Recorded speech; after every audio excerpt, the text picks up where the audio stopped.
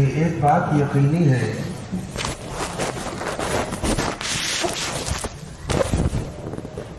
کہ خیر اور بھلائی کا کام آپس کے تعاون سے ترقی پاتا ہے. آپس کے تعاون سے ترقی پاتا ہے، جیسے دنیا کا کام تقابل سے ترقی کرتا ہے. اس لیے اگر خیر کے کاموں میں آپس میں تعاون نہ رہا تو دوریاں پیدا ہو جائیں گی. کیا پیدا ہو جائیں گی؟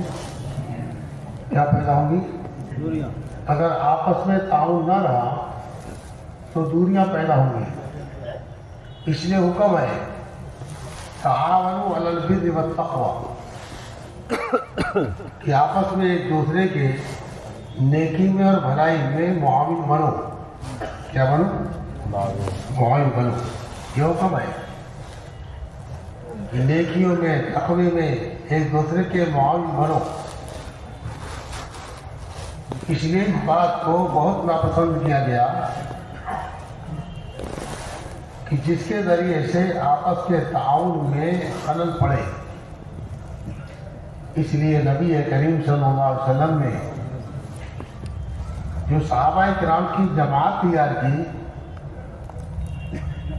ان میں قومیت کے اعتبار سے، لسانیت کے اعتبار سے، علاقائیت کے اعتبار سے جو آپس میں تعصب تھا، جو دوریاں تھیں، کیا تھی؟ قومیت کے اعتبار سے، علاقائیت کے اعتبار سے، زبان کے اعتبار سے جو دوریاں تھیں، ان ساری دوریوں کو ختم کر دیا گیا. ساری دوریوں کو ختم کر دیا گیا اور آپس میں بھائی چارہ اللہ کے نبی نے کرا دیا. کیا کرا دیا؟ کیا کرایا؟ آپس میں بھائی چارہ کرایا تاکہ ایک دوسرے کا تعاون ملے، ایک دوسرے کا. اور ایسا بھائی چارہ کرایا کہ ان کے درمیان میں ایسی محبتیں قائم ہو گئیں کہ اپنے خونی رشتے سے زیادہ اس بھائی سے محبت بن گئی جن کو نبی کریم صلی اللہ علیہ وسلم کا بھائی بنایا. یہاں تک کہ اپنے مالوں میں انہیں وارث بنا دیا. کیا بنا دیا؟ وارث بنایا. اس لیے حکم ہے کہ آپس میں ایک دوسرے کے معاون بنو. ہمارا مزاج یہ ہے کہ ہم کسی کو کام میں آگے دیکھتے ہیں تو اس کو کمزور کرنے کی کوشش میں لگ جاتے ہیں کہ وہ آگے نہ بڑھے. ہمارا مزاج یہ کہ کسی کو آگے بڑھتا ہوا دیکھتے ہیں ہم تو ہمیں اس بات کا خطرہ ہو جاتا ہے کہ اگر یہ آگے بڑھ گیا پھر ہمیں کون پوچھے گا. تو کیا کرو؟ اس کو دباؤ. کیا کرو؟ اس کو دباؤ. حالانکہ آپس کا تعاون یہ مضبوطی پیدا کرے گا اور دین میں ترقی ہوگی. اس لیے ایک مزاج خلافت کا ہے، ایک مزاج نبوت کا ہے اور ایک مزاج سیاست کا ہے. کس کا ہے؟ ایک مزاج نبوت کا ہے اور ایک مزاج سیاست کا ہے. نبوت کا مزاج یہ ہے کہ ساتھیوں کو صلاحیتیں دے کر کے ان کو آگے بڑھاؤ.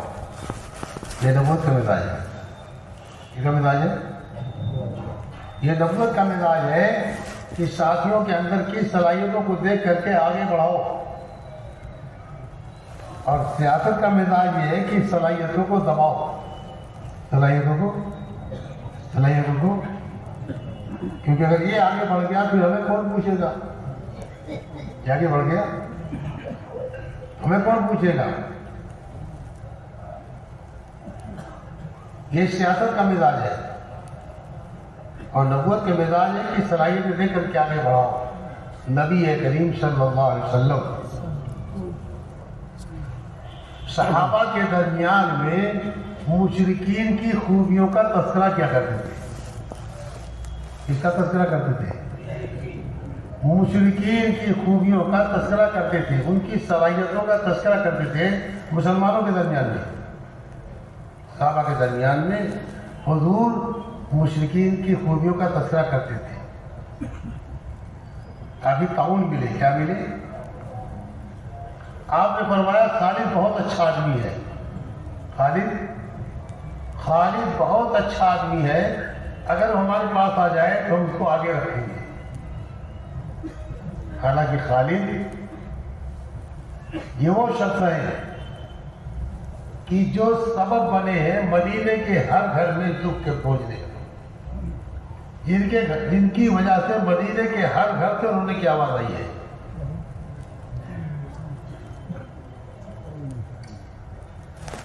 وحد کے اندر 200 سواروں کو لے کر کے حضرت خالد رضی اللہ عنہ نے پیچھے سے حملہ کیا، جس میں 72 صحابہ شہید ہو گئے اور جتنے صحابہ تھے سب زخمی ہو گئے، یہاں تک کہ خود نبی کریم صلی اللہ علیہ وسلم بھی زخمی ہو گئے۔ آپ کے دندان باز شہید ہو گئے، خط کی کڑیاں آپ کے چہرے مبارک کے اندر گھس گئی، آپ کا پورا چہرے مبارک نمودان ہو گیا۔ مدینے تک میں خبر پہنچ گئی کہ نبی کریم صلی اللہ علیہ وسلم شہید ہو گئے۔ صرف نازک عورتیں گھروں میں بے قابو ہو گئی، ہوش حواس کھو بیٹھی، گھروں سے بے پردہ نکل آئی کہ حضور کی وفات ہو گئی، حضور شہید ہو گئے۔ ذریعہ سبب کون بنے؟ حضرت خالد بنے کہ جن کی وجہ سے 72 صحابہ بھی، یہ تو اللہ کی طرف سے مقدر تھا، لیکن ذریعہ سبب کون بنے؟ حضرت خالد بنے کہ جن کی وجہ سے مدینے کے ہر گھر میں دکھ اور تکلیف پہنچی، لیکن اللہ کے نبی اپنے صحابہ کے درمیان میں کیا فرماتے ہیں کہ اگر خالد ہمارے پاس آ جائے تو ہم اس کو آگے رکھیں گے۔ تو مشرکین کے اندر کی خوبیوں اور صفات کو اللہ کے نبی اپنے صحابہ کے درمیان میں بیان کرتے تھے، اور ہم اپنے ساتھیوں کے ویوب تلاش کرتے ہیں، اپنے ساتھیوں کے ہم ویوب تلاش کرتے ہیں، اور ہم اپنے ساتھیوں کو آگے بڑھانے کی وجہ سے ٹانگ کھینچتے ہیں۔ سنے میرے بھائیوں، عمر رضی اللہ تعالیٰ عنہ ایک یہودی کے اسلام کی تمنا کر رہے تھے کہ اگر یہ ایمان لے آئے تو ہم اس کو وزیر خزانے کے اندر اس کو رکھ لیں، کیونکہ یہ آدمی حساب کا ماہر ہے۔ کیا ہے؟ حساب کا ماہر ہے، حساب کتاب میں ماہر ہے۔ اگر یہ ایمان لے آئے تو ہم اس کو اپنے خزانے کے اندر اس کو رکھیں گے تاکہ وہ حساب کتاب صحیح رکھے۔ اس لیے میرے بھائیوں، خیر کے کام میں تعاون ہے۔ کیا ہے؟ خیر کے کام میں تعاون ہے۔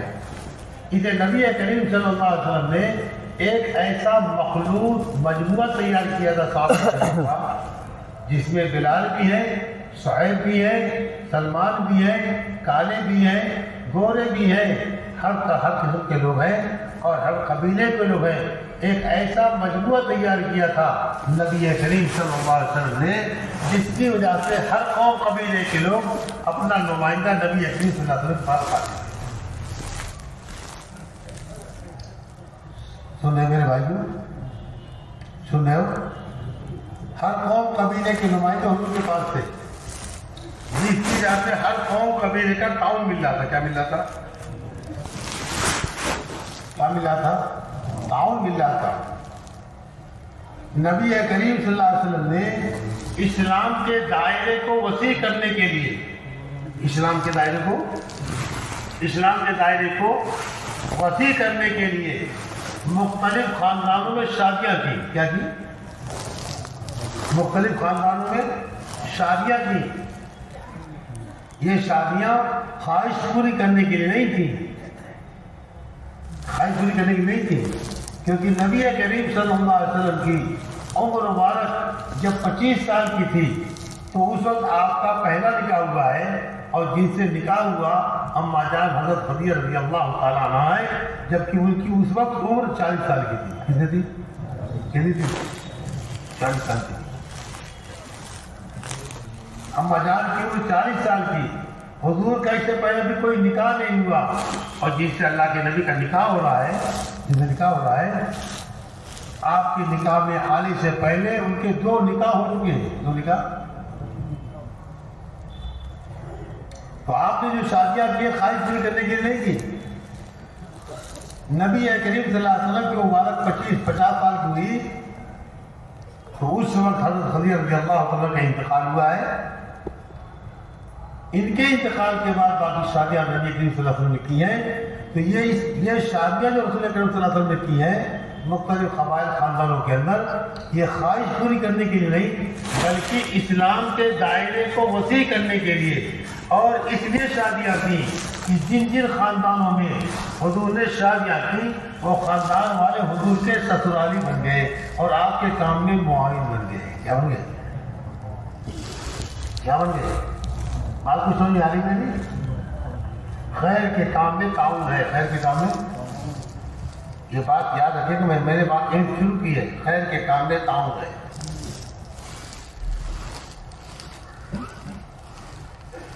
تو آپ نے شادیاں اسلام کے دائرے کو وسیع کرنے کے لیے، اور یہاں سے بات ملتی ہے کہ امت جو بنتی ہے وہ تنگ نظری سے نہیں بنتی بلکہ وسعت قلبی سے بنتی ہے. سب کو اپناؤ، سب کو اپنے سینے سے لگاؤ، سب کو اپنے سینے سے لگاؤ، سب کو اپنے سے قریب کرو. بلکہ حکم نہ چلاؤ بلکہ سب کے سامنے متواضع بن جاؤ. امت وسعت قلبی سے بنتی ہے، تنگ دلی سے نہیں بنتی. نبی کریم صلی اللہ علیہ وسلم نے پکے سے پکے دشمن اسلام کو بھی سینے سے لگایا.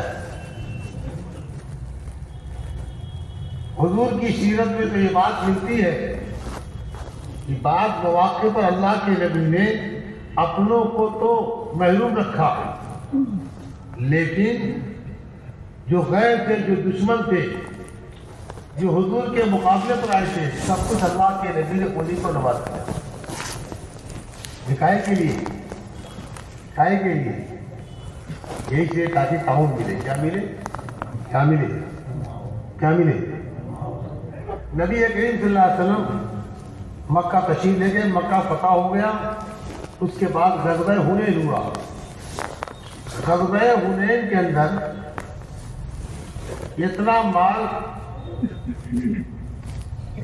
اتنا مال حاصل ہوا کہ پوری جانور کی گھاٹی مالوں سے بھر گئی.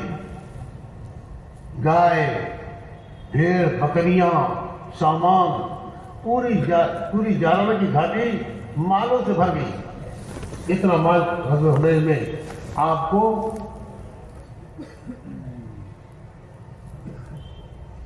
اللہ کی طرف سے اس غزوہ حنین کے اندر اللہ کی طرف سے مال آپ کو حاصل ہوا.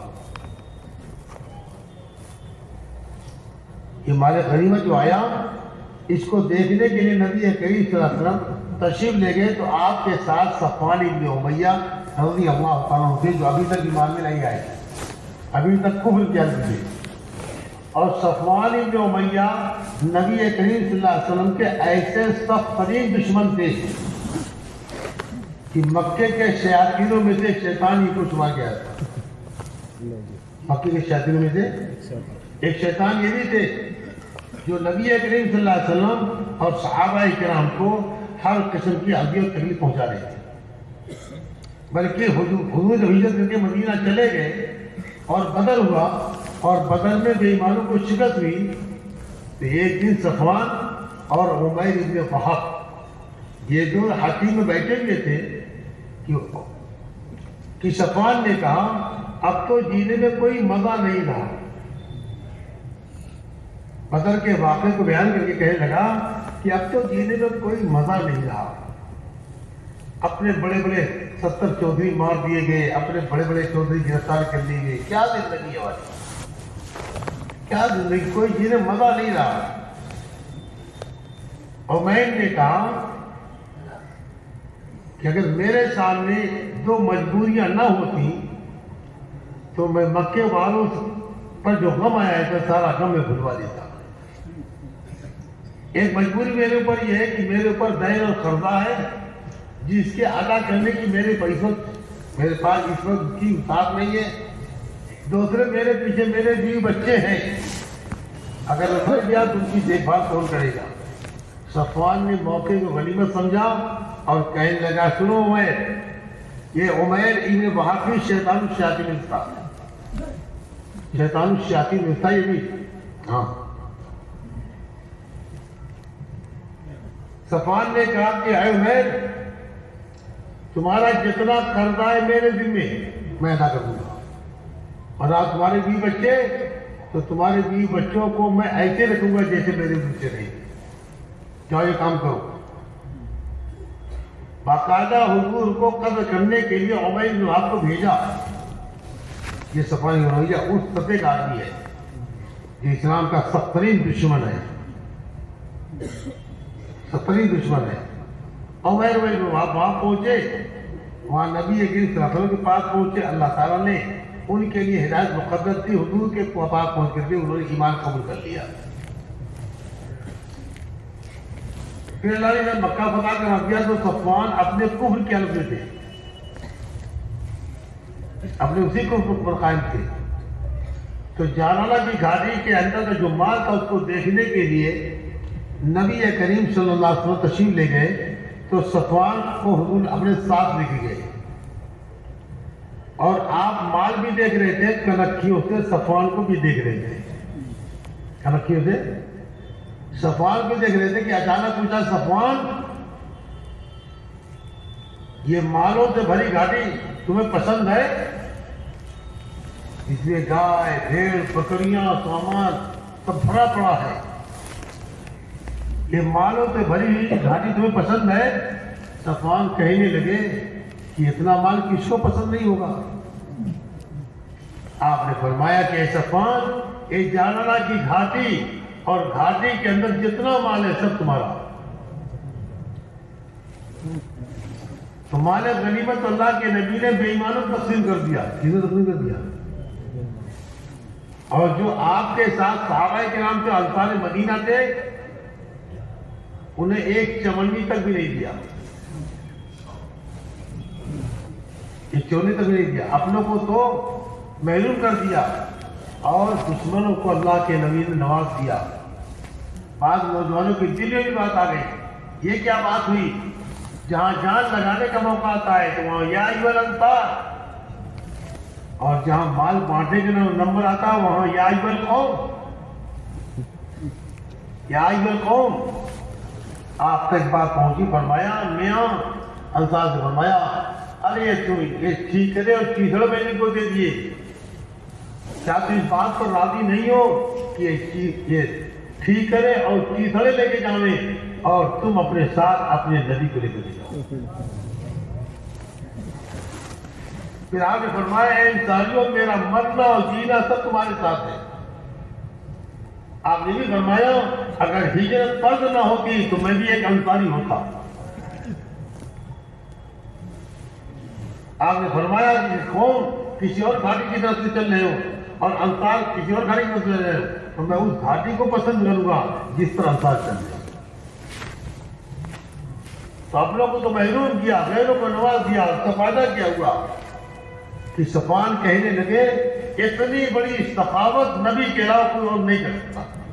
جس نبوت کو جھٹلا رہے تھے، انکار کر رہے تھے اور مقابلہ کر رہے تھے، اور حضور اکرم صلی اللہ علیہ وسلم کے خون کے پیاسے تھے، آپ کا یہ عمل دیکھ کر کے کہنے لگے اتنی بڑی سخاوت نبی کے علاوہ کوئی اور نہیں کر سکتا۔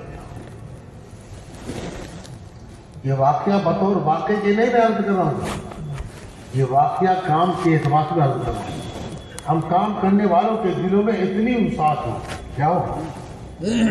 امت وسعت قلبی سے بنتی ہے، تنگ دلی سے نہیں بنا کرتی۔ امت وسعت قلبی سے بنتی ہے، تنگ دلی سے نہیں بنتی۔ ہمارے دلوں میں وسعت ہو، ہم اپنوں کو بھی سینے سے لگا رہے ہوں، پرائے کو بھی زیر لگا رہے ہو، یہاں تک کہ جو ہمارا مخالف دشمن ہو اس کو بھی ہم اپنے سینے سے لگا رہے ہو۔ کیا کریں؟ کیا کریں؟ سینے سے لگائیں۔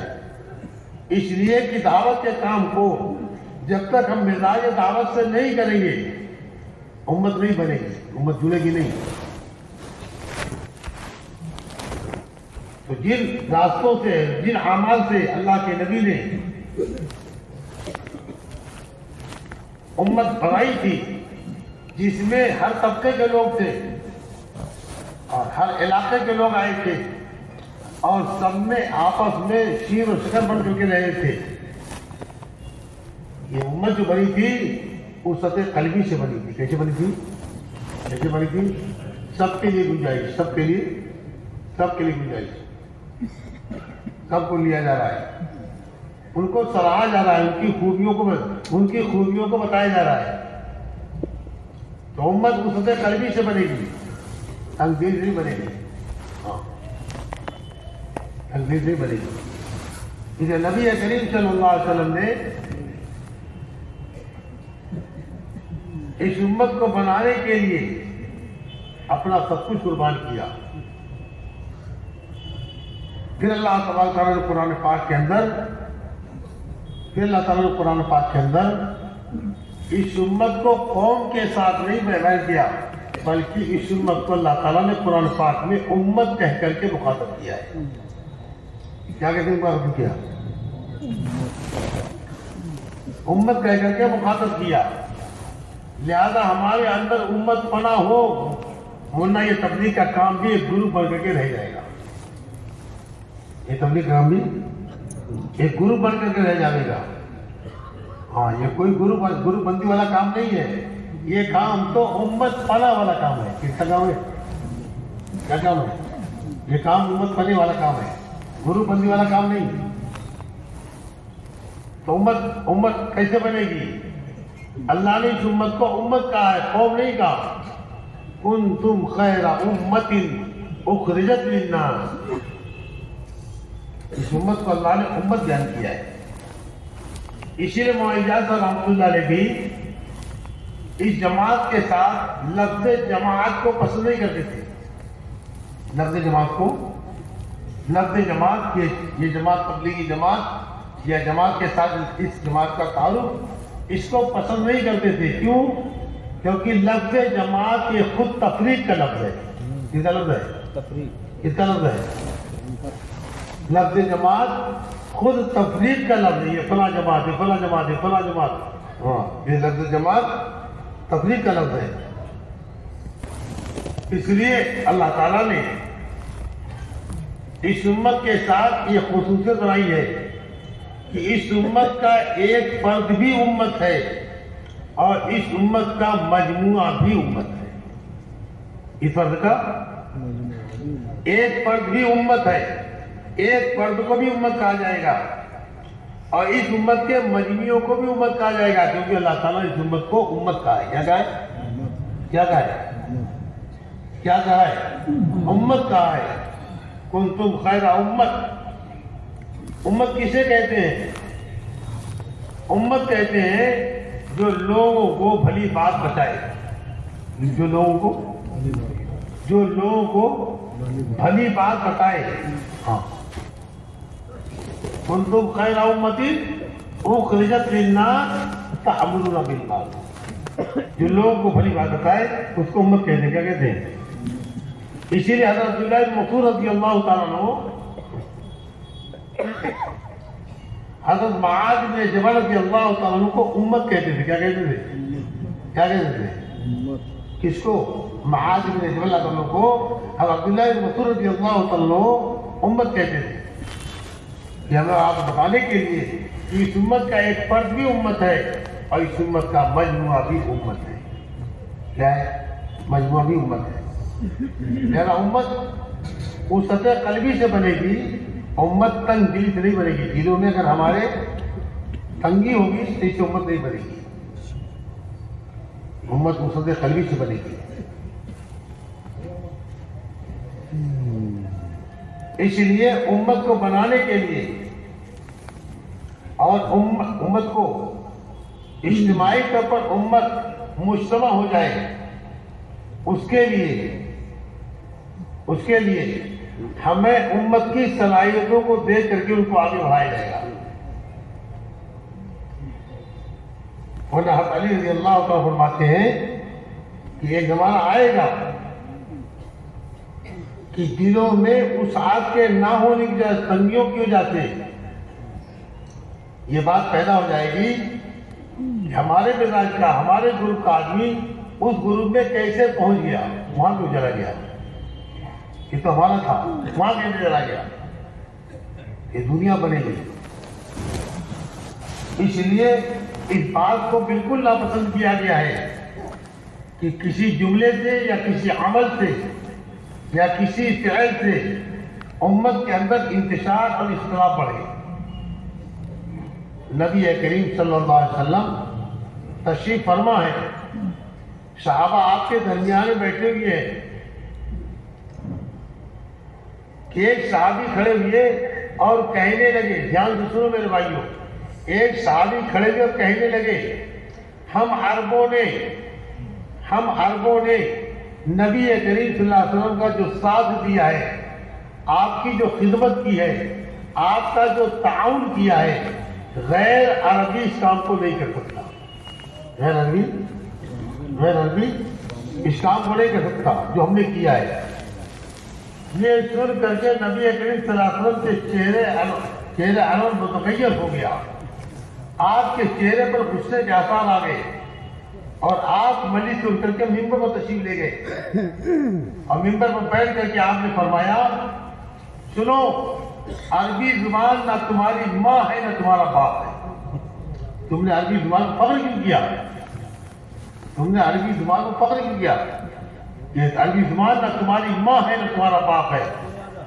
اور پھر آپ نے فرمایا کہ معاذ، قیس ابن مطاطا جنہوں نے جملہ بولا تھا، قیس ابن مطاطا کو جہنم کی طرف دھکا دے دو، کیونکہ ان کا جملہ امت کے اندر تفریق پیدا کرے گا۔ کیا کرے گا؟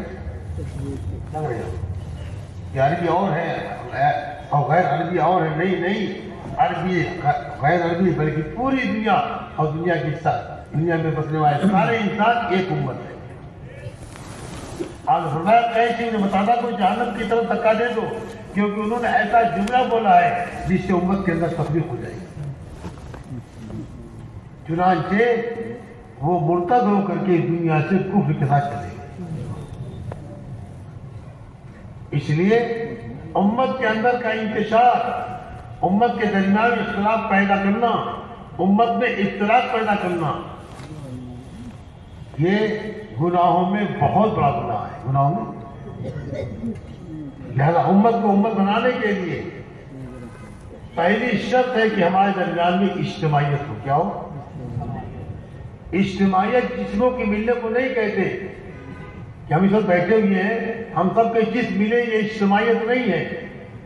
اجتماعیت کے لیے دلوں کا ملنا ضروری ہے، اجتماعی قلوب۔ اگر ہمارے جسم ملے ہوئے ہیں لیکن دل ملے ہوئے نہیں ہے تو یہ کوئی اجتماعیت نہیں ہے۔ اجتماعیت ہے، اجتماعیت دلوں کے ملنے کو کہتے ہیں، اور اجتماعیت کے جو اسباب ہیں اس کو اختیار کیا جائے۔ اجتماعیت کے جو اسباب ہیں، یہ بات یقینی جانو، صرف وقت لگا لینا کافی نہیں ہے، صرف وقت لگا لینا کافی نہیں ہے، بلکہ کیونکہ وقت لگانا برائے لگانا نہیں ہے، چلہ برائے چلہ نہیں ہے، 4 مہینہ برائے 4 مہینہ نہیں ہے، بلکہ راہ خدا کی نقل و حرکت زندگیوں کو بدلنے کے لیے اور دلوں میں اجتماعیت کو لانے کے لیے ہے کہ نہیں؟ کہ ہمارے دل میں ہر ایک کے ساتھ خیرخواہی اور محبت کا جذبہ آئے۔ کیا ہے؟ خیرخواہی محبت کا جذبہ آئے۔ اگر وقت لگانے کے باوجود دلوں میں محبتیں نہیں آ رہی ہیں، دلوں میں محبتیں نہیں آ رہی ہیں، بلکہ دلوں میں نفرتیں، عداوتیں، بغض، یہ ہمارے دل کے اندر ہے موجود۔ وقت بھی لگا رہے ہیں لیکن دل ملے گے نہیں، عداوت ہے، نفرت ہے، بغض ہے، حسد ہے، چل بھی رہے ہیں، مشورے بھی آ رہے ہیں، شرگزاریوں میں بھی آ رہے ہیں، رائے خدا کی نکل رہے ہیں، لیکن دل بنے یہ نہیں، دل بگڑے ہوئے ہیں. کیا ہے؟ یاد رکھو میرے بھائیوں، اگر دل میں حسد، بغض، کینہ، نفرت ہوگی، اگر یہ بیماریاں دل کے اندر آئیں تو یہاں اپنے علاقے میں چلہ یا دنیا کسی ملک میں چلہ لگانا یہ ہمارے لیے سود مند نہیں ہوگا، بلکہ بیت اللہ میں بھی جا کر کے اگر ہم اللہ کی عبادت کریں حجر اسود کے سامنے، تو جب بھی ہماری اس عبادت کو اللہ قبول کرنے کے لیے اللہ کی رحمت ہوتی نہیں ہوگی، بلکہ وہ عبادت قبول ہونے کے لیے ہمارے سر کے اوپر نہیں جائے گی. اگر دل میں عداوت ہے، بغض ہے، کینہ ہے، سمجھ رہے ہیں بات؟ یہ دلوں کو پاک کرنا، اس کے لیے اجتماعیت ہے. اجتماعیت کو لانے کے لیے مشورہ ہے. کیا ہے؟ مشورہ ہے. مشورہ آپس میں اجتماعیت کے لیے ہے. مشورہ اجتماعیت کے لیے ہے، کیونکہ مشورے سے دل ملیں گے، اور اگر مشورہ نہ ہوا تو دل پھٹیں گے. کیا ہوں گے؟ دل پھٹیں گے. اس لیے سنت طریقہ مشورے کا یہ ہے کہ مشورے کے اندر اپنے تمام ساتھی جو مشورے والے ہیں ان کی موجودگی میں مشورہ ہونا چاہیے. ان کی عدم موجودگی مشورہ نہ ہو. اگر کوئی ایک ساتھی بھی نہیں ہے تو مشورے کو مؤخر کر دو جب تک وہ آ نہ جائے. جب تک وہ آ نہ جائے تب تک مشورے کو مؤخر کرو. یا اگر اپنا کوئی ساتھی کمزور ہو گیا ہے اور مشورے میں آ نہیں پاتا ہے اپنی کمزوری بیماری کی وجہ سے، تو سارے مشورے والے ان کر کے اس کے پاس جا کر کے مشورہ کریں. سارے مشورے والے اس کے پاس جا کر کے مشورہ کریں، کیونکہ اگر ہم ساتھیوں سے مشورہ نہیں لیں گے تو ہم ساتھیوں کو کام بھی نہیں دے پائیں، کام پر بھی نہیں چلا پائیں گے. اور اگر ہم ساتھیوں سے مشورہ نہیں لیں گے تو جو ساتھی مشورے کے اندر نہیں ہوگا وہ اپنا گروپ بنائے گا، اجتماعیت بجائے انتشار پیدا ہو جائے گا. کیا ہو جائے گا؟ کیا ہوگا؟ انتشار ہوگا. اگر ہم نے ساتھیوں کو جو مشورے والے ہیں ان کو لے کر کے مشورہ نہ کیا تو انتشار ہو جائے گا، اجتماعی نہیں بن سکتی. اسے اپنے مشورے کو سنت پر لاؤ. مشورہ کوئی پارلیمنٹ کا بحث نہیں ہے، بلکہ کام کے تقاضوں کو سوچنا ہے اور کام کے تقاضوں کو سوچ کر کے ساتھیوں کو کام کے تقاضے پر کھڑا کرنا، تاکہ ساتھیوں کی بھی ترقی ہو اور کام بھی آگے بڑھے. یہ ہمارا مشورہ ہے. اس لیے ہماری اجتماعیت کو جو سب سے بڑا نقصان ہوگا، دھیان سے سنو، ہماری اجتماعیت کو جو سب سے بڑا نقصان ہوگا وہ حسد کے راستے سے ہوگا. کسے ہوگا؟ کس کے راستے سے ہوگا؟ شیطان بھی نہیں چاہتا کہ ہمارے درمیان میں اجتماعیت ہو، اور کافر بے ایمان بھی نہیں چاہتے کہ ہمارے درمیان میں اجتماعیت ہو. کیونکہ کافر بے ایمان جانتے ہیں کہ اگر یہ مجتمع ہو گئے مسجد کی سطح پر، حلقے کی سطح پر، علاقے کی سطح پر، ضلع کی سطح پر، اگر یہ مجتمع ہو گئے تو اہل باطل بھی جانتے ہیں کہ ہماری کوئی اسکیم کامیاب نہیں ہو سکتی، اور شیطان بھی اچھی طرح جانتا ہے کہ اگر یہ دعوت کے کام پر مجتمع ہو گئے تو پھر ہمارا کوئی داؤ نہیں چلے گا. انہیں شیطان کام کرنے والوں کے درمیان میں انتشار لائے گا. اور کیسے آئے گا؟ حسد کے راستے سے آئے گا. کیسے آئے گا؟ کیسے آئے گا؟ حسد کے راستے سے آئے گا. اور یہ حسد جو آتا ہے اس کی بنیاد تکبر ہوتی ہے. کیا ہوتی ہے؟ کیا ہوتی ہے؟ یہ دعوت کے کام کے اندر، اگر دعوت کے کام میں ہم چل رہے ہیں، یہ دعوت کا کام نبوت کا کام ہے، تو نبوت کی مزاج کیا ہے؟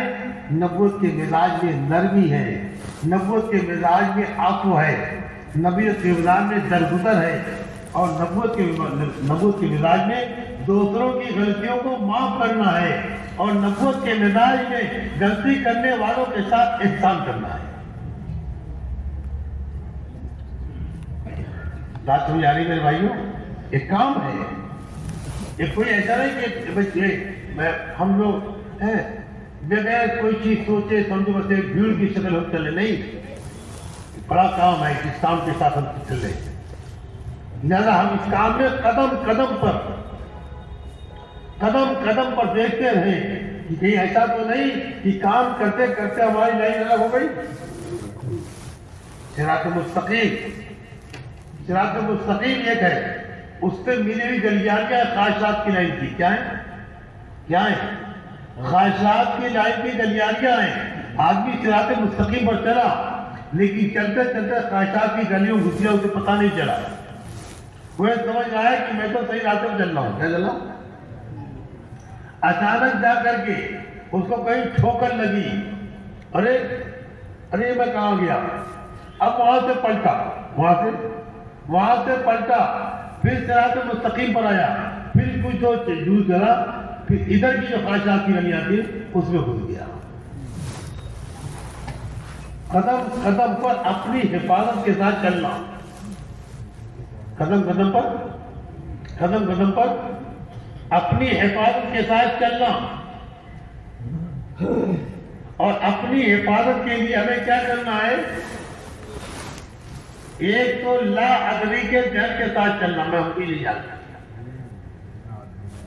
جہاں یہ بات آئی ہم کچھ جانتے ہیں، ہم کچھ جانتے ہیں، ہم پرانے ہیں، ہم ذمہ دار ہیں، ہم علاقوں پھریں گے، کام کو ہم سمجھیں گے. تمہیں کیا پتا؟ تم تو جمعہ آٹھ دن کے تم آئے بھی ہو. یہ بات دھوپ میں نہیں سمجھتی ہے، یہ صرف تجربات ہیں. پھرے ہم جہاں یہ بات آئی تو خواہشات میں داخل ہو گیا. سمجھ آ رہی بات میرے بھائیوں؟ ہاں. تو صراط مستقیم پر چلتے ہوئے اس کے دونوں طرف خواہشات کی گلیاریاں ہیں. چلتے چلتے آدمی خواہشات میں گھس جاتا ہے، اسے پتہ نہیں چلتا اور سمجھ رہا ہے کہ میں صراط مستقیم پر ہوں. اس لیے اپنی حفاظت ہو تو کیا کرنا ہے؟ اپنی حفاظت کے لیے چھوٹے بن کر کے چلو. لا ادری کے ذہن کے ساتھ چلو. ہم کچھ نہیں جانتے. ایک تو لا ادری یہ انسان کے اندر کی سب سے بڑی خوبی کی چیز ہے. اسی لیے اللہ تبارک تعالیٰ نے حروف مقطعات قرآن کے اندر باریک بیان کی ہے اور قرآن کی ابتدا جان کرائی گئی. الف لام میم ساری دنیا کے سارے انسان کو کہلوا دیا کہ کہو اللہ عالم بمرادی، اللہ اس کی مراد کو جانتا ہے کہ الف لام میم کا کیا معنی مطلب ہے. سب اپنی جہالت کا اقرار کرو. ہم جاہل ہیں، جاننے والا صرف اللہ ہے. ایک تو اللہ عزیز کے ساتھ چلو، دوسرے تواضع چھوٹے بڑے کر کے چلو، اور تیسرے اطاعت کے ساتھ چلو، اور چوتھے اپنے آپ کو مسئلے کا پابند رکھ کے چلو. چلتے رہو گے منزل تک خدا پہنچا دے گا. منزل تک خدا پہنچائے گا. اور اگر ذہن میں آئے کہ ہم کچھ جانتے ہیں تو یہ جاننا علم کی خاصیت ہے. ترفع علم کی خاصیت کیا ہے؟ ترفع. علم برتری چاہتا ہے. کیا چاہتا ہے؟ برتری چاہتا ہے. لوگوں کے درمیان میں اوپر رہنا چاہتا ہے. جہاں یہ بات آئی کہ ہم کچھ جانتے ہیں تو اس وقت نفس اور شیطان دونوں ہمیں سمجھا دیں گے تم پرانے ہو، تم مذہبی ہو، تم برائے فریبی ہو، تم کام کی نزاکت کو جانتے ہو، کام کے نشے فروغ کو جانتے ہو. یہ تو بیچارے ہیں جمل خیراتی بہاتی جو لوگ ہیں ان پر تم حکومت کرو، کوئی دائیں بائیں کھلاتے رہو. نہیں، ہم کسی مقام پر بھی پہنچ جائیں لیکن اپنے آپ کو چھوٹا سمجھیں. کیا سمجھیں؟ اور کام کے بارے میں سمجھیں کہ ہم کچھ نہیں جانتے. کیونکہ شیطان حسد کے راستے سے ہمیں گمراہ کر دے گا. کیا کر دے گا؟ کیا کرے گا؟ کیا کرے گا؟ گمراہ کرے گا. ہمارے اندر حسد لائے گا اور ہمیں لوگوں کے سامنے بڑا بنا دے گا. کیا بنا دے گا؟ لوگ ذمہ داری کو عزت کی چیز سمجھتے ہیں. لوگ ذمہ داری کو اپنے لیے ساتھیوں میں فوقیت کی چیز سمجھتے ہیں. حالانکہ ذمہ داری یہ بوجھ ہے. کیا ہے؟ یہ عزت کی چیز نہیں ہے. یہ تو رونے کا وقت ہے. کیا ہے؟ کیا ہے؟ رونے کا وقت ہے. حضرت رضی اللہ تعالیٰ عنہ اس دنیا سے جانے کے وقت جب ان پر پرچہ مارا گیا اور زخم ان کے راستے میں اندر ڈالی گئی تو زخم کے راستے سے باہر نکل گئی. سب نے یقین کر لیا کہ ابھی وہ بچے گی نہیں. اور حضرت عمر رضی اللہ تعالیٰ کو بھی پتہ چل گیا, یقین ہو گیا کہ میں بچوں گا نہیں. تو اپنے بیٹے عبداللہ بن عمر سے کہا کہ میرے بیٹے مجھے میرے چارپائی اتار کر زمین کو لٹا دے. مجھے چارپائی سے اتار کر کے زمین پہ لٹا دے تاکہ میرا یہ جسم گرد آلود ہو جائے. میرا جسم گرد آلود ہو جائے. امیر مومن آپ یہ کیوں کر رہے ہیں اور کیوں کہہ رہے ہیں؟ کیوں کہہ رہے ہیں؟ کہنے لگے اور اس وقت انتہائی درد اور انتہائی دل کے جذبات کے ساتھ کہنے لگے اے پروردگار میں تجھ سے کوئی اپنے بھلے اعمال پر انعام نہیں چاہتا. اے اللہ بس اتنا چاہتا ہوں کہ تو میری برائی میری پکڑ نہ کرنا. کون کہہ رہا ہے؟ آخری وقت بھی یہ کہہ رہے کہ اے اللہ میں تجھ سے اپنی نیکیوں کا کوئی انعام نہیں چاہتا کہ جو بھلے نیک کام میں نے کیے اس پر آپ مجھے انعام دے, میں نہیں چاہتا. لیکن اے اللہ ایسی درخواست ہے کہ اے اللہ تو میری برائیوں پر میری پکڑ نہ کرنا. جن کے اندر نبوت کی صلاحیت ہے, جن کے بارے میں دعائے نبوت سے بار بار کہا گیا ہے کہ یہ جنتی ہیں, جنتی ہیں, جن کے بڑے فضائل بڑے مناقب ہیں, جن کے بڑے فضائل بڑے مناقب ہیں. 10 سالہ زمانے خلافت کے اندر آدھی دنیا میں اللہ اسلام کو پہنچا دیا. حضرت عبداللہ بن عباس رضی اللہ عنہ پاس میں بیٹھے تھے, کہنے لگے امیر المومنین آپ یہ بات کیوں کہہ رہے ہیں؟ آپ یہ بات کیوں کہہ رہے ہیں؟ آپ کی ذات تو وہ ہے کہ آپ سے اللہ کے نبی جب تشریف لے گئے تو خوش رہے, سیدنا ہو کر آپ سے خوش رہے, سارے مسلمان آپ سے مطمئن رہے اور آپ کے ذریعے سے دین کا کام یہاں تک پہنچ گیا. یہ بات آپ کیوں کہہ رہے ہیں؟ کہنے لگے حضرت اللہ عنہ کی بات سن کر کے اے میرے نبی کے چچا کے بیٹے, کیونکہ حضرت عبداللہ بن عباس یہ حضرت عبداللہ یہ حضرت عباس کے بیٹے ہیں اور حضرت عباس نبی صاحب کے چچا ہیں. فرمایا اے میرے نبی کے چچا کے بیٹے یہ باتیں جو تم اس وقت مجھ سے کہہ رہے ہو قیامت کے میدان میں اللہ کے سامنے بھی کہہ دو گے؟ قیامت کے سامنے میں اللہ کے سامنے کہہ دو گے؟ کہنے لگے امیر المومنین اگر اللہ کے سامنے کا موقع آیا تو مجھے اس کہنے میں کوئی تردد نہیں ہوگا کہ اللہ کے نبی جب آئے تو آپ سے خوش آئے ہیں, اور ادھر آپ سے خوش آئے ہیں. مسلمانوں کو آپ پر اطمینان تھا اور آپ کے ذریعے سے اسلام کا دعویٰ کام ہوا ہے. یہ کہنے مجھے کوئی تردد نہیں ہوگا. کہنے لگے اب کچھ اطمینان ہوگا. اس مقام کے لیکن اپنے آپ کو اس ذمہ داری کی وجہ سے کتنا ڈر رہے, کتنا کانپ رہے. کیا سنے گا سنے میرے بھائیوں, دعوت کے کام میں ذمہ داری یہ کوئی عہدہ نہیں ہے, یہ کوئی عہدہ نہیں ہے, بلکہ دعوت کے کام میں ذمہ داری پانے والے کے لیے ڈرنے کا وقت ہے. کیا ہے؟ خدا نہ خواستہ کہیں سے کوئی بات, کہیں میرا پیر نکل گیا, کہیں میری زبان سے کوئی بات نکل گئی, کہیں میں نے کسی کو کچھ کہہ دیا. ایک صحابی کو نبی حضرت اللہ تعالیٰ نے گورنر بنا کر کے بھیج دیا. ان کی بڑی اچھی کارگزاری آئی, بہت اچھی کارگزاری آئی. دوبارہ ان کو گورنر بنانے کے کہنے لگے کہ اب دوبارہ ہم آپ کو گورنر بنا کے بھیج رہے ہیں. کہنے لگے امیر المومنین اگر آپ مجھ سے کہیں کہ اس پہاڑ کو توڑ کر کے یہاں سے وہاں ڈال دو، یہ میں کہنے کے یہ میرے لیے آسان ہے، لیکن یہ دوڑنے کی ذمہ داری آپ مجھے نہ دیں، کیونکہ جب آپ نے دوڑنی دی تو ایک آدمی کو میں نے سے ڈانٹ دیا، اور یہ دوڑنے کی زیادہ اگر قیامت کے میدان میں اللہ مجھ سے پوچھے گا تو میں کیا جواب دوں گا؟ ہمارے یہاں ذمہ داریاں یہ کوئی عہدہ نہیں ہے، بلکہ جننے کا مقام ہے، اور عہدہ ساتھیوں کی صلاحیتوں کے بعد سے ان کے استعمال کرنے کی ذمہ داری ہے۔ اگر کہیں کی خیانت ہو گئی، اگر کہیں کی خیانت ہو گئی تو ہماری گردن دب جاتی ہے۔ سن رہے میرے بھائیوں، سن رہے ہو؟ انہیں شیطان چاہتا ہے کہ ہمارے درمیان میں دوریاں ہوں، تو دوریاں کہاں سے لائے گا؟ حسد کے راستے سے لائے گا۔ سب سے پہلا حسد آسمان پر ہوا۔ اللہ نے حضرت آدم علیہ السلام کو اپنی قدرت سے بنایا، سارے فرشتوں کو حکم دیا کہ آدم کا سجدہ کرو، تو سارے فرشتوں نے سجدہ کیا، لیکن شیطان نے انکار کر دیا۔ ابا واستکبر، ابا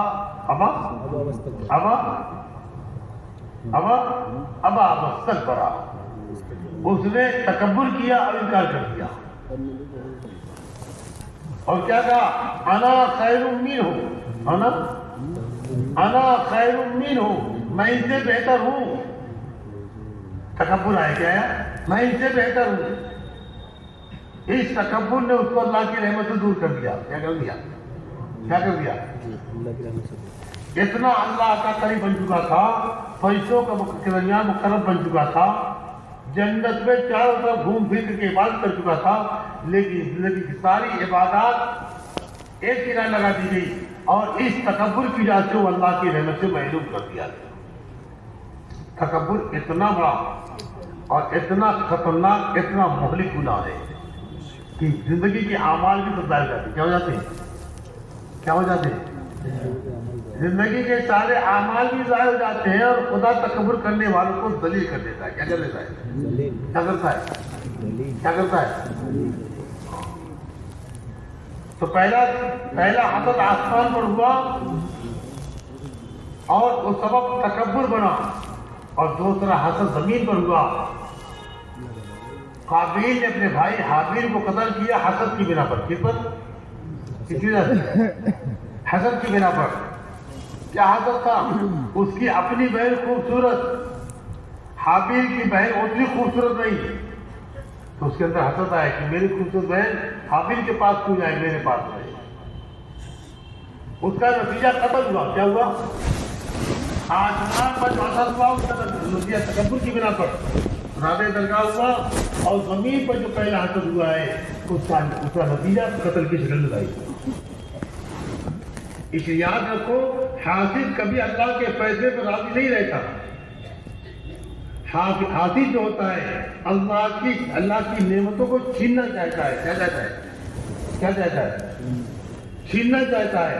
کبھی حاسد جو ہے اللہ کے فیصلے پر راضی نہیں رہتا۔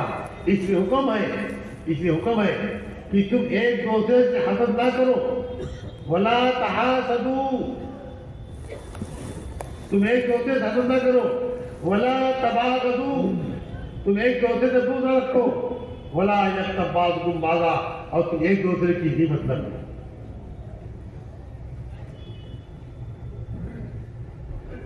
پھر کیا حکم ہے کہ جس کے اندر کوئی خیر دیکھو اس کے ساتھ ہو جاؤ، اور اس خیر کو اللہ سے مانگو۔ اس خیر کو کیا کرو؟ اس خیر کو اللہ سے مانگو جس کے اندر کوئی خیر دیکھو۔ حسد نہ کرو، اپنے سے جلن نہ لاؤ، بلکہ اس خیر کو اللہ سے مانگو۔ صحابہ کی زندگی سے یہی بات ملتی ہے۔ صحابہ کرام کسی میں کوئی خیر دیکھتے تھے، حسد نہیں لاتے تھے، بلکہ اس کے ساتھ لگ جاتے تھے، اور اس خیر کو اللہ سے مانگتے تھے۔ اس خیر کو اللہ سے مانگتے تھے۔ آپ تشریف لائے، آپ کے ہاتھ میں ایک ایمن کی تلوار تھی، آپ نے فرمایا کہ اس تلوار کا حق کون ادا کرے گا؟ تو بڑے صحابہ میں حضرت عمر رضی اللہ آگے آئے۔ یہ جری بھی ہیں، بہادر بھی ہیں، پرانے بھی ہیں، رشتے دار بھی ہیں، اتنی ساری چیزیں اس تلوار کے مستحق ہونے کے لیے کافی ہے۔ پرانے بھی ہیں، بہادر بھی ہیں، رشتے دار بھی ہیں، صلاحیت والے بھی ہیں، انہوں نے کہا ہمیں دیا جائے، آپ نے نہیں دیا۔ حضرت زبیر رضی اللہ عنہ جو رسول اللہ صلی اللہ علیہ وسلم کے پھوپھی کے لڑکے، وہ بھی بہادر اور صحابہ میں اللہ کے شیروں میں سے شیر کہے جاتے تھے، وہ آگے آئے، حضور نے ان کو بھی نہیں دیا۔ اب ان دو بزرگوں کے درمیان میں ان کے دلوں میں یہ خیال نہیں آیا کہ ہمارے ہوتے دوسروں کو تلوار کیوں ڈال دی جاتی ہے، ان کے اندر حسد والی صفت نہیں آئی، بلکہ ان کے اندر یہ بات آئی کہ ہم کو نہ دے کر کے دیکھیں کہ اس کو دی جاتی ہے، کون ہے اس تلوار کا حق ادا کرنے والا۔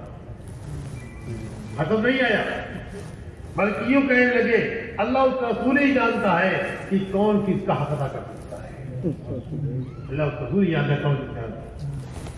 آپ نے یہ تلوار ابو دجال رضی اللہ عنہ کو دے دی تو ان دونوں بزرگوں میں اور باقی اور صحابہ میں کسی میں اس موقع پر کوئی جنگ نہیں کرنے پڑی کہ ہمارے ہوتی ہوئے تلوار ان کو کیوں دی گئی، ہمارے ہوتی اس لیے ہمارے ہوتی ہے تقاضوں کو ان کو کیوں بھیجا گیا، تقاضے ان کو کیوں دیے گئے، انہیں کیوں آگے بڑھایا گیا، انہیں کیوں آگے بڑھایا گیا، ہمارے ہوتے ہی تقاضے ان کو کیوں دیے گئے۔ یہ چیز اور یہ ذہن جو ہے آدمی کو محرومی کی طرف لے جائے گا۔ کہاں لے جائے گا؟ کہاں لے جائے گا؟ کہاں لے جائے گا؟ محرومی کی طرف لے جائے گا کہ ہمارے ہوتے ہوئے کام ان سے کیوں لیا گیا۔ نہیں، اللہ اس کا رسول جانتا ہے کہ کام کا کون اہل ہے اور کام کس سے لینا ہے، ہم کون اہل ہے اور کام کس سے لینا ہے، ہمیں پتا نہیں۔ ان دونوں بزرگوں نے ان کے اندر حسد نہیں پیدا ہوا، ان کے اندر بات آئی کہ اللہ کے نبی نے تلوار کے بارے میں فرمایا کہ کون سا حق ادا کرے گا، چلو جو کوئی اس کا کیا ہے یہ حق ادا کرتے ہیں۔ ان کے پیچھے پیچھے گئے، انہوں نے اس تلوار سے ایک نئے صحابی نے اس تلوار سے 7-8 بے ایمانوں کی کھوپڑیاں اڑا دی۔ یہ دیکھ کر کے دونوں کہنے لگے اللہ اس کا رسول ہی جانتا ہے کون کس کا۔ اس لیے ہمارے ساتھ حسد نہ ہو، بلکہ خوبیاں دیکھ کر کے ان کے ساتھ ہو جائیں۔ کیا ہو جائے اور وہ خوبیاں اللہ سے مانگے۔ نبی کریم صلی اللہ علیہ وسلم فرمایا ایک صحابی آئیں گے وہ جنتی ہے۔ لوگوں نے دیکھا تھوڑی دیر میں صحابی آئے جن کے وضو کا پانی کی داڑھی سے ٹپک رہا تھا اور بائیں ہاتھ میں چپل لیے ہوئے آئے، مجلس میں بیٹھ گئے۔ دوسرے دن آپ نے فرمایا کہ ایک صحابی آئیں گے وہ جنتی ہے، دوسرے دن بھی آنے والے وہی صحابی۔ تیسرے دن بھی آپ نے فرمایا ایک صحابی آئے جنتی ہے، تیسرے دن آنے والے وہی صحابی۔ آج کے دن کی مجلس ختم ہوئی تو ایک صحابی کے ساتھ پیچھے چلے، ان کے گھر پہنچ کر کہنے لگے میرے ابا سے کچھ معاملہ ہو گیا ہے، میں 3 دن آپ کا ٹھہرنا چاہتا ہوں۔ بہت اچھی بات رہو، مقصد تھا کہ ان کے دن کے اعمال دیکھیں، ان کے رات کے اعمال دیکھیں، وہ کون سے اعمال ہیں جن اعمال کی بنا پر زبان نبوت سے ان کے لیے 3 دن سے لگاتار جنتی ہونے کی بشارت سنائی جا رہی ہے۔ انہوں نے دن کا عمل دیکھا، کوئی خاص عمل نہیں پایا، رات کا عمل دیکھا، کوئی خاص عمل نہیں پایا۔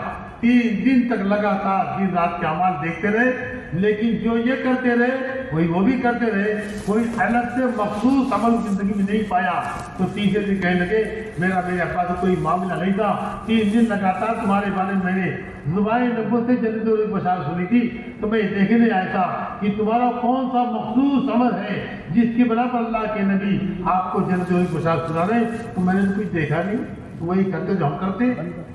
کہنے لگے ہاں وہی ہمارا بھی عمل ہے جو آپ کا عمل ہے۔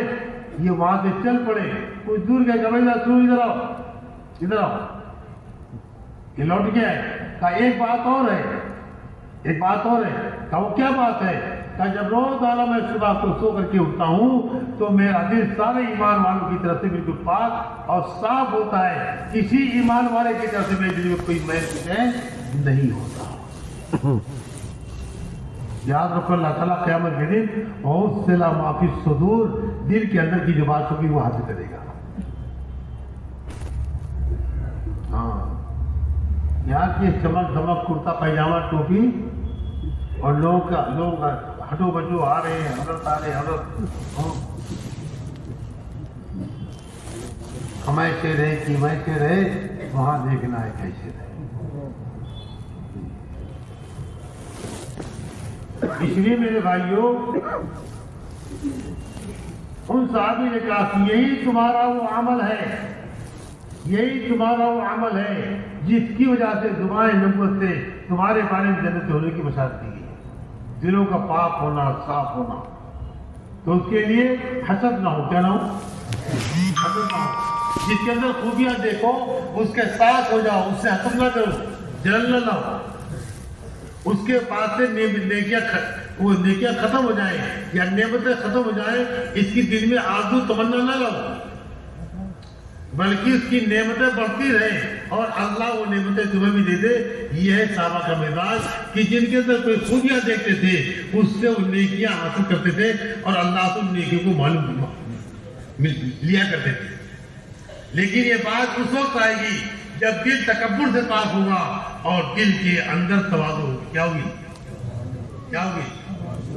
اگر دل میں تواضع ہے، اپنے کو چھوٹا بنائے بھی ہے اور مزاج نبوت سے نرمی بھی ہے، عفو بھی ہے، درگزر بھی ہے، معاف کرنا بھی ہے، اگر یہ صفات ہمارے اندر ہوگی، یہ تواضع والی صفات ہے، تو جس کے اندر بھی ہم خیر دیکھیں گے اس سے خیر لے لیں گے۔ کیا لے لیں گے؟ جس کے اندر خیر دیکھیں گے خیر لیں گے ہم، اور ہمارا یہ دعوت کا کام خیر کا لین دین ہے، خیر کا لین دین ہے۔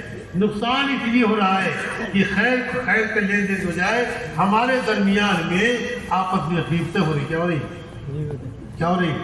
ایک دوسرے کے عیوب دیکھے جا رہے ہیں، ایک دوسرے کے عیوب کو بیان کیا جا رہا ہے، ایک دوسرے کی کمزوریوں کو اچھالا جا رہا ہے، جس کی وجہ سے جسم تو ملے بھی ہیں لیکن دلوں میں اختلاف و انتشار ہے۔ لہذا جو اللہ کی مدد آنی چاہیے مدد نہیں آ رہی ہے، ہم نماز بھی پڑھ رہے ہیں، رائے خدا بھی پھر رہے ہیں، جان مال سب کچھ لگا رہے ہیں، لیکن سب لگانے کے باوجود جو صفات ہمارے اندر آنی چاہیے وہ صفات ہمارے پاس نہیں آ رہی ہے۔ معلوم ہے ہمیں؟ میری بات سمجھ آ رہی ہے؟ سمجھ آ رہی ہے میرے بھائیوں؟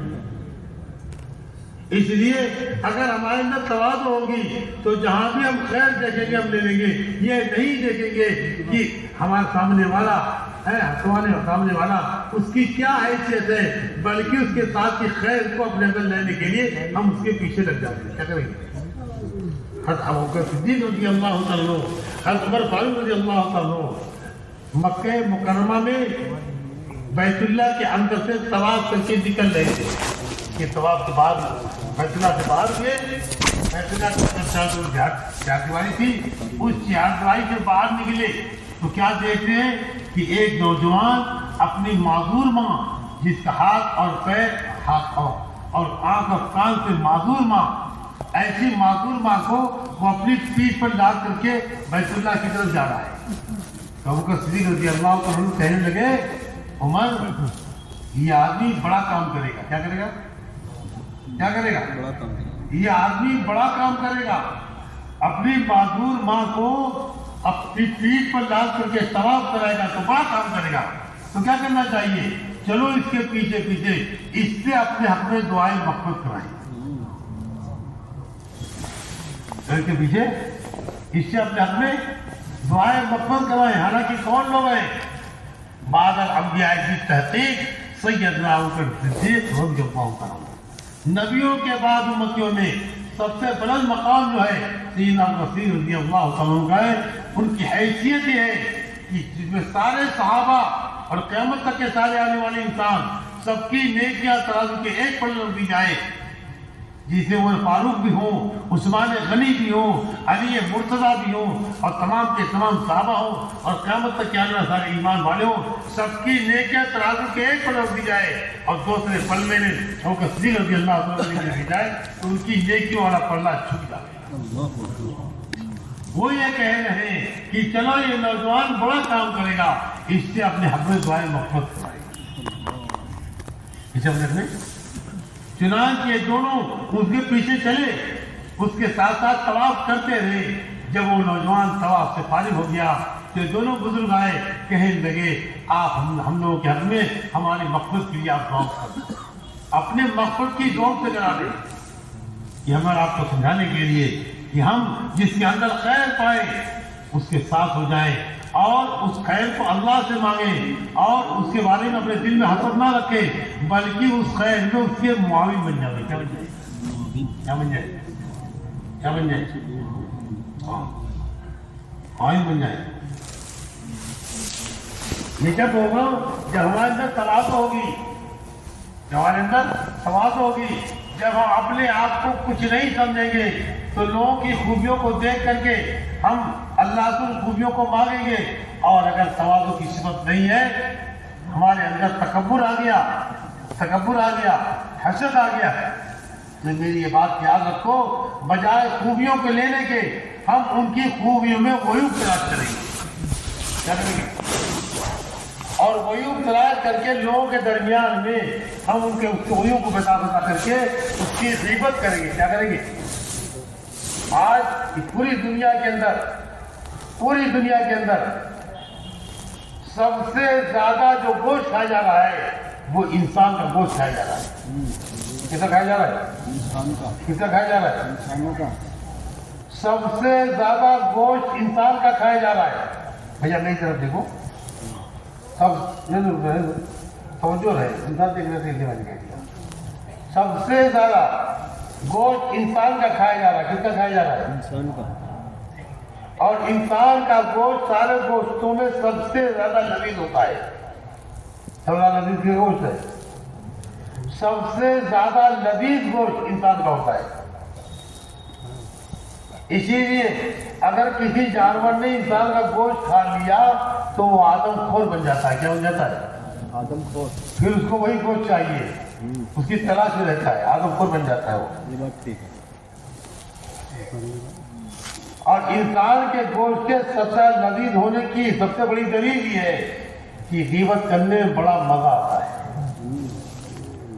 پہلے غیبت کرنے کے لیے جو آدمیوں کا اکٹھا ہونا ضروری تھا، بغیر اس کے غیبت نہیں ہو سکتی تھی۔ اب تو اس زمانے میں اس کی بھی ضرورت نہیں رہی۔ آدمی کمرے میں بیٹھے اکیلا غیبت کو پوری دنیا میں پھیلا رہا ہے۔ غیبت کر رہا ہے، کیا کر رہا ہے؟ کیا کر رہا ہے؟ اور جن لوگوں کو غیبتوں کی عادت ہو جاتی ہے وہ اپنا کھانا پانی بھول جاتے ہیں، اور ان کو اس وقت تک کھانا بھی چاہیے جب تک وہ غیبت کر نہ لے۔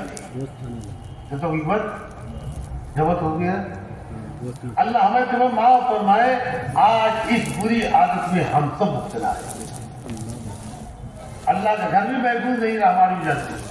ہم مسجدوں میں بیٹھ کے غیبتیں کرتے ہیں، اور غیبتیں اس لیے کرنا کرتے ہیں کہ ہم اپنا تعارف چاہتے ہیں، اپنا تشخص چاہتے ہیں، اپنی برتری لوگوں کو چاہتے ہیں، لہذا کسی کے اندر کے عیب کو ہم لوگوں کو بیان کریں کہ کہیں ہمارے ہوتے ہوئے لوگ اس کی طرف متوجہ ہو جائے تو اس کا عیب بیان کر کے لوگوں کے اندر اس کو ہم مجروح کر دیتے ہیں۔ کیا کر دیتے ہیں؟ مجروح کرتے ہیں اور اس کے اندر کے عیب بیان کرتے ہیں۔ آپ یہ کہو گے کہ عیب ہے جب تو بیان کیا جا رہا ہے۔ ہاں، اگر عیب ہے بیان کرو جبھی تو غیبت ہے۔ اگر عیب ہے اور بیان کرو جبھی تو غیبت ہے۔ اگر عیب نہیں ہے بیان کر رہے ہو تو یہ غیبت سے بڑا یہ تہمت الزام ہے، جو اس سے بڑا گناہ ہے، جو اس سے بڑا گناہ ہے۔ آج ان غیبتوں کے راستے سے دلوں میں بجائے محبتوں کے الفتوں کے دلوں میں دنیا بنی ہوئی ہے۔ حضرت امام شافعی رحمۃ اللہ علیہ کے پاس ایک صاحب آئے اور آگے کہنے لگے، حضرت فلاں آدمی آپ کو یہ کہہ رہا تھا، کوئی بات نہیں۔ حضرت نے فرمایا اس شخص کے کہ اگر تم اپنی بات میں سچے ہو تو یہ غیبت ہے۔ یہ کیا ہے؟ یہ غیبت ہے۔ اور اگر تم اپنی بات میں جھوٹے ہو تو تم فاسق ہو۔ غیبت کی توبہ نہیں، فاسق جہنم میں جائے گا۔ غیبت کی توبہ نہیں، فاسق کہاں جائے گا؟ جہنم میں جائے گا۔ کسی کے اندر کوئی عیب لگا دیا اور عیب میں نہیں ہے اس کے اندر تو خدا موت نہیں دے گا جب تک خدا اس عیب میں تم کو مبتلا نہ کرے۔ آج ان چیزوں کو معمولی سمجھ رہے ہیں۔ ان چیزوں نے ہمارے دلوں میں دنیا بنا کے رکھی ہے۔ دل ایک جو ہوتے تھے گندے ہو چکے ہیں۔ کوئی پتہ محبتیں نہیں رہی ہمارے درمیان میں، سب بناوٹ ہے. کیا ہے؟ کیا ہے؟ بناوٹ ہے. ایک ایک ایمان والا خدا کی نگاہ میں کتنا محبوب ہے، ایک ایک ایمان والا بیت اللہ سے بھی زیادہ عظمت والا ہے. لیکن میرے بھائیوں، ہمارے آج دلوں کے اندر سے ایمان والوں کی عظمت نکل گئی، ایمان والوں کی عظمت نکل گئی. ہم ایک مسلمان دوسرے مسلمان کو ذلیل کر رہا ہے، رسوا کر رہا ہے، بے عزت کر رہا ہے. مجھے پتا نہیں کہ ایک مسلمان کا اللہ کا کیا مقام ہے. ایک مسلمان کا اللہ کی کیا مقام ہے. یاد رکھو میرے بھائیوں، بیت اللہ جو ہے یہ اللہ کی قدرت کا مظہر ہے. کیا ہے؟ اللہ کی قدرت کا مظہر ہے. 70,000 فرشتے روزانہ بیت اللہ کا طواف کرتے ہیں. جنہوں نے آج کیا ہے اب قیامت تک ان کا نمبر نہیں آئے گا. بیت اللہ خدا کی قدرت کا مظہر ہے، لیکن ہر مومن کا دل خدا کے رہنے کی جگہ ہے. ہر مومن کا دل، ہر مومن کا دل خدا کے رہنے کی جگہ ہے. اگر کوئی بیت اللہ کو گرائے تو کتنا بڑا پاپی مجرم بنے گا، اور مسلمانوں کے دلوں میں سے کیسی نفرت اور عداوت آئے گی کہ اس نے اللہ کے گھر کو نقصان پہنچا دیا. لیکن میرے بھائیوں، ایک ایمان والا ایک ایمان والے کو ذلیل کر رہا ہے، رسوا کر رہا ہے، اس کے اوپر عیب لگا رہا ہے، تہمت لگا رہا ہے، اس کو ذلیل رسوا کر رہا ہے. لیکن ہمارے دل کو کوئی اثر نہیں ہو رہا. تو دل میں تو آتا ہے، سمجھ میں نہیں آتا. میں جان گیا کہ تیری پریشانی ہے. اللہ کے رہنے کی جگہ مومن کا دل ہے، اور بیت اللہ خدا کی قدرت کا مزار ہے. خدا کی قدرت کا مزار ہے. لہذا ہم بجائے ایک دوسرے کے عیوب دیکھنے کے، ایک دوسرے کے اندر کی خوبیاں دیکھیں. حضرت عمر رضی اللہ تعالیٰ عنہ حضرت معاذ یا اور کسی صحابی کے ساتھ رات کی تاریکی میں پہرےداری میں نکلے. جا رہے تھے کہ ایک مکان کے پاس گزرے تو دیکھا مکان کا دروازہ کھلا تھا. بڑے میاں ایک گھر کے اندر تھے اور شراب پی رہے تھے. ان کے سامنے ایک لڑکی ناچ گا رہی تھی. حضرت عمر دیکھتے ہی کہا ماں ان صحابی سے کہا ارے دیکھ نہیں رہے ہو، یہ کیا ہو رہا ہے؟ ان صحابی نے کہا امیر المومنین آپ نے غیبت کی. کیا کہا؟ سن لے میرے بھائیوں، آپ نے غیبت کی.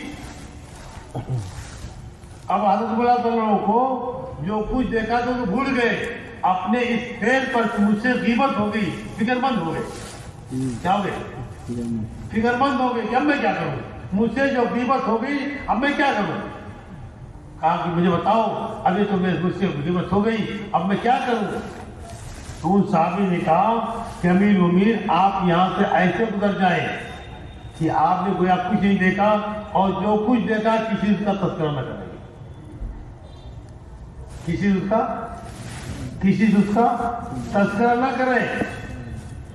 ہاں، اس لیے کسی مسلمان کو کسی عیب میں دیکھو تو ایسے ہو جاؤ جیسے ہم نے دیکھا نہیں. ایسے ہو جاؤ جیسے ہم نے دیکھا نہیں. ہاں، اس لیے کہ اگر عیوب تلاش کرو گے تو کون ایسا ہے جس کے اندر عیب نہیں ہے. ہر انسان کے اندر عیب ہے، ہر انسان کے اندر خوبی ہے. عیب تلاش کرو گے تو عیب مل جائے گا، اور خوبی تلاش کرو گے تو خوبی مل جائے گی. ہمیں کیا حکم ہے کہ ہم لوگوں کے اندر کی خوبیوں کو تلاش کریں، عیوب کو مت تلاش کریں. اگر کوئی عیوب بھی ہمارے سامنے آ جائے اور ہم دیکھ بھی لیں تو ایسے ہو جائیں جیسے ہم نے دیکھا ہی نہیں. ایسے ہو جائیں جیسے ہم نے دیکھا ہی نہیں. آپ کہو گے کہ ہم جو کچھ کہہ رہے ہیں اصلاح کے لیے کر رہے ہیں. اگر ایسے ہی خاموشی سے آگے بڑھتے رہو گے تو دنیا جو ہے ماحول میں گندگیاں پھیل جائے گی. یہ شیطان کا دھوکہ ہے. اگر لوگوں کی غیوب سے چشموشی کرو گے تو ماحول پاکیزہ بنے گا. کیا بنے گا؟ خود نبی کریم صلی اللہ علیہ وسلم نے اور حضرات صحابہ کرام نے لوگوں کی غلطیوں کو نظر انداز کیا، درگزر معاملہ کیا، معاف کر دیا. اس کی اچھی تعبیر کی، اس کے نتیجے میں لوگوں سے بیان نہیں کیا تو لوگ گناہوں سے اور معصیت سے نکل گئے. کیا نکل گئے؟ نبی حضرت اللہ تعالیٰ عبداللہ بن مسعود رضی اللہ تعالیٰ جا رہے ایک مکان کے پاس پہنچے، صبح ہوا تو مکان کے پیچھے داخل ہو گئے. اس کا جانواڑا کود کر کے اندر داخل گئے. دیکھا ایک صاحب ہے شراب پی رہے، ان کے سامنے لڑکی ناچ رہی ہے. اور جاتے ہی دیکھا کہ یہ کیا ہو رہا ہے؟ امیر ہے، خلیفہ وقت ہے. ان بڑے میاں نے کہا امیر المومنین میں نے ایک غلطی کی ہے کہ میں شراب پی رہا ہوں، میرے سامنے لڑکی ناچ رہی ہے. آپ نے 3 غلطی کی ہے. آپ نے 3 غلطی کی ہے. پہلی غلطی یہ کی کہ حکم ہے کہ کہیں جاؤ تو اجازت نہیں کے جاؤ اور آپ بغیر اجازت میں رہ کر کے اندر آ گئے. حکم ہے کہ دروازے سے جاؤ اور آپ جانواڑا کود کر کے آئے. کیسے آئے؟ بجائے دروازے جانے کے 4 دیواری کود کر کے آئے، ایک بغیر اجازت کے آئے. اور پھر آپ نے تجسس کیا ہے. اللہ کہتا ہے ولا تجسس، کسی کے ٹون مت لگو، کسی کے ٹون مت لگو کون کیا کر رہا ہے کیا نہیں کر رہا ہے. آپ نے تجسس کیا. حضرت رضی اللہ تعالیٰ اس منظر کو دیکھ کر کے تو بھول گئے کہ یہ کیا کر رہا تھا. جب انہوں نے یہ 3 باتیں کہیں تو حضرت کی قریب تھی کہ چیخ نکل جائے کہ مجھ سے 3 اللہ کا حکم چھوڑ گیا. قریب تھا کہ چیخ نکل جائے اور اس چیخ کو دبانے کے لیے ہاتھ میں جو رومال تھا اس رومال کو منہ کے اندر اپنے منہ میں ڈال دیا کہ میری چیخ نہ نکلے. اور وہاں سے روتے ہوئے نکلے. باہر عبداللہ بن مسعود کو بتایا بھی نہیں. عبداللہ بن مسعود بتائے نہیں کہ میں نے اندر کیا دیکھا. چلے گئے. وہ بڑے میاں سمجھ گئے کہ اگلے دن اس کو بلایا جائے گا اور سزا دی جائے گی. اگلے دن کوئی طلبی نہیں ہوئی. کچھ وقت گزر گیا. بڑے میاں مجلس میں آنا بھی چھوڑ دیا. کچھ دنوں کے بعد آئے. مجلس میں آئے تو پیچھے بیٹھ گئے. حضرت اللہ کی نگاہ پڑ گئی. حضرت اللہ نے ان کو کہا بڑے میاں آگے آ جاؤ. وہ سمجھ گئے کہ وہ آج رات کا واقعہ اب سب کے سامنے بیان کیا جائے گا اور مجھے سزا دی جائے گی. وہاں سے چلے اور قریب آ جاؤ اور قریب آ جاؤ اور قریب یہاں تک اپنے پاس بلا لیا. اپنے پاس بلا کے کہنے لگے اپنا کان لاؤ. اور کان جب قریب کیا کہنے لگے وہ رات کا واقعہ میں نے کسی کو نہیں بتایا. حالانکہ اس وقت میرے ساتھ عبداللہ بن مسعود بھی تھے، ان کو بھی میں نے نہیں بتایا. اور رات کا واقعہ میں نے کسی کو نہیں بتایا. تو بڑے میاں نے کہا امیر المومنین آپ اپنا کام نہیں طرفنا ہے. کہنے لگے امیر المومنین اس رات کے بعد سے میں نے بھی نہیں کیا. وہی ختم ہوں گے وہی کے نہ تذکرہ کرنے سے. ہمیں سمجھنے کے اصلاح کر رہے ہیں، ہم فساد کر رہے ہیں، ماحول کو گندا کر رہے ہیں، ہم فسادی ہیں. اگر کسی کے اندر کے عیب کو ہم لوگوں کو بیان کر رہے ہیں تو ہم فسادی ہیں، ہم مصلح نہیں ہیں. ہم مصلح نہیں ہیں. مصلح وہ ہوتا ہے جو لوگوں کے وہی کو چھپاتا ہے. لوگوں کے وہی کو چھپاتا ہے. ہم لوگوں کے وہی کو بیان کر رہے ہیں. اور اس زمانے میں غیبت کے ایسے خیالات تیار ہو گئے کہ اس کے لیے کچھ کرنا نہیں. بیٹھے ہی بیٹھے ہم پوری دنیا میں آپ کی طرف سے غیبت کر کے بات کو پہنچا سکتے. آپ غیبت ہم کر سکتے اور ہو گیا. ہاں اتنا آسان ہو گیا غیبت کرنا. اس زمانے میں انسانوں کا خون سب سے زیادہ کھایا جا رہا ہے. اس لیے میرے بھائیوں دوسرے کے عیوب کو دیکھ کر کے اس کو بیان کرنا یہ غیبت ہے. اصلاح کا طریقہ کیا ہے؟ اس کو چھپاؤ. اس کو کیا کرو؟ اس کو چھپاؤ. اور اگر واقعی آپ اس کے ہمدرد ہو، اس کے بارے میں آپ کے دل میں محبت ہے اور آپ اس کو بھلائی پر لانا چاہتے ہو تو اس کے عیب کو لوگوں میں بیان مت کرو. اس کے عیوب کو لوگوں میں بیان مت کرو. کیا کرو؟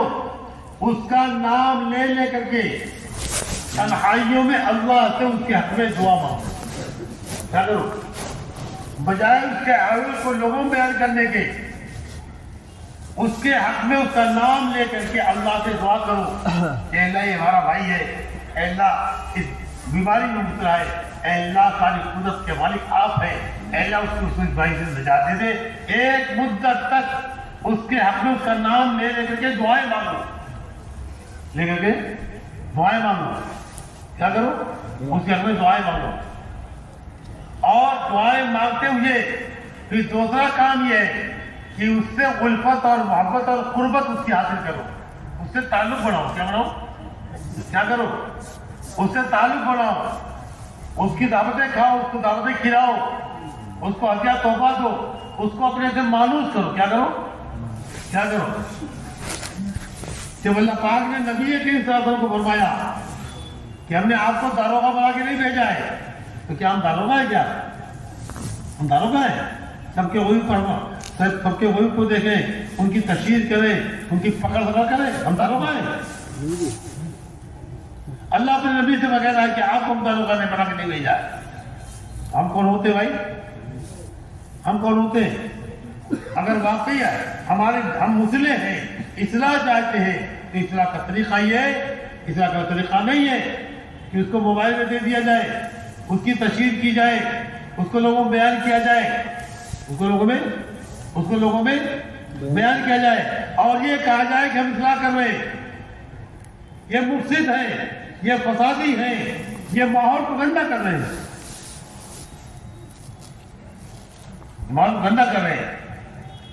جو مسلح ہیں، اصلاح کا طریقہ یہ ہے کہ اس عیب کو دیکھ کر کے ایسے ہو جاؤ جیسے دیکھا نہیں، اور اگر اس کے اندر وہ عیب ہے تو اس کے حق میں ایک مدت تک اس کا نام لے کر کے دعائیں مانگو، اور دوسرا طریقہ یہ ہے کہ اس سے الفت اور محبت اور تعلقات قائم کرو، اس کو اپنے سے مانوس کرو، یہاں تک کہ وہ آپ سے اتنا مانوس ہو جائے، اتنا آپ کا قریبی ہو جائے، اتنا آپ سے گھل مل جائے کہ اب کوئی بات کہو تو مان لے گا۔ کیا کرے گا؟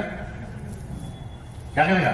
دوسرا طریقہ اصلاح کا یہ ہے کہ اس سے تعلقات قائم کر کے اس کو اپنے سے مانوس کرو، تاکہ وہ اب آپ بات کرو گے تو آپ کی بات کو مانو۔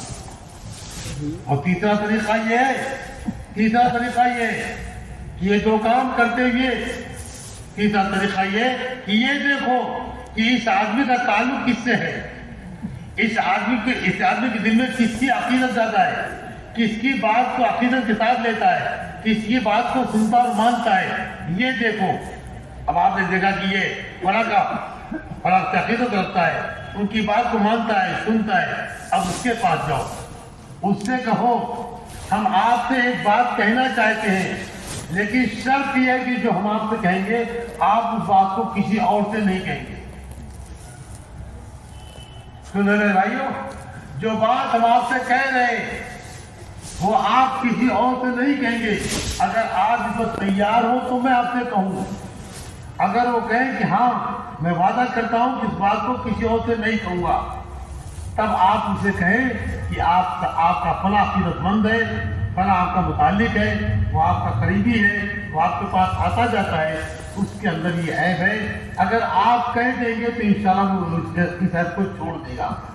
یہ اصلاح کے 3 طریقے ہیں، اس کا نام لے کر کے دعائیں مانگو، اس سے تعلقات قائم کرو، یا اس کے بارے میں معلوم ہو جائے کہ یہ فلاں کی بات کو مانتا ہے تو اس شرط کے ساتھ دیکھو کہ وہ دوسرے تو نہیں کہے گا۔ یہ اصلاح کا طریقہ، اس سے ماحول پاکیزہ بنے گا۔ میری بات سمجھ رہے میرے بھائیو؟ اس لیے اپنے آپ کو غیبتوں سے الگ کرو۔ اگر غیبتیں ہمارے درمیان ہوگی تو دل پھٹیں گے، اجتماعیت نہیں ہوگی، اللہ کی مدد نہیں آئے گی۔ راہ خدا میں نکلنے پر جو اثرات آنے چاہیے، جو زندگیاں بدلنی چاہیے، جو اللہ سے تعلق قائم ہونا چاہیے، جو زندگیاں ہماری نبی کے طریقے پر آنی چاہیے، وقت لگتا رہے گا لیکن زندگی بدلے گی نہیں، کیونکہ ہم اپنی زبان کی حفاظت نہیں کر پا رہے، اور حسد اور بغض کے راستے سے اور غیبت کے راستے سے ہمارے دلوں میں اپنوں سے بھی دل میلا پھاس رہا ہے، اور دل میں بغض بھی ہے، حسد بھی ہے، کینہ بھی ہے، اور اس کی بنا پر ایک دوسرے کی غیبت کر رہے ہیں۔ لہٰذا اعمال خیر کا کوئی نفع نہیں ملے گا، اعمال خیر کا کوئی نفع نہیں ملے گا۔ سنیں میرے بھائیوں، اس لیے اپنے آپ کو اس سے پاک کیا جائے، اپنے دل کو پاک کیا جائے، بغض سے حسد سے کینہ پاک کیا جائے، اور اپنے آپ کو ان جگہوں سے بچایا بھی جائے جہاں سے لوگ ہماری غیبت میں مبتلا ہو سکتے ہیں۔ تہمت کی جگہ سے اپنے آپ کو بچاؤ، تہمت کی جگہ سے तोहमत की जगह से भी अपने आप को बचाओ। हमारे ऊपर तोहमत है कि लोग हमें देख करके उस जगह से हमारे बारे में गलत फहमी का शिकार न हो, बदगुमान न बने। अपने दिल को बदगुमानी से पाक भी करो और अपने आप को ऐसा रखो कि लोगों के दिलों में आपकी तरफ से बदगुमानी न पहुंचे। ये हमारा काम है, ये नबूवत का काम है। अपने को बदगुमानी से बचाओ भी और लोगों को बदगुमान होने से बचाओ भी। खुद ही बदगुमानी बचाओ और लोग भी बदगुमानी से बचाए।